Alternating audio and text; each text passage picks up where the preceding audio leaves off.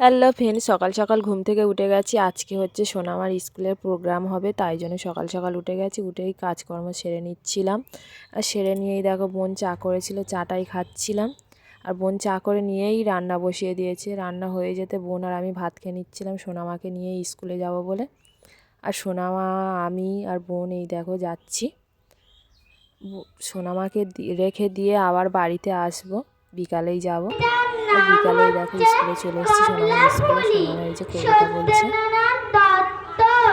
কমলা ফুলি কমলা ফুলি কমলা লেবুর ফুল, কমলা ফুলের বিয়ে হবে কানের মতির দুল, কমলা ফুলির বিয়ে দেখতে যাবে ফলা খাবে চন্দোয়ার দিয়ে।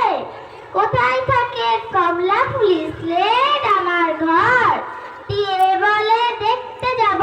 সোনামার কবিতা বলা হয়ে গেছে। সোনামা খেলেছিল, গুলি চামচ খেলায় ফার্স্ট হয়েছিল, তাই জন্য পুরস্কার দিচ্ছিল। এই যে ওর হেড মিস আছে এখানে।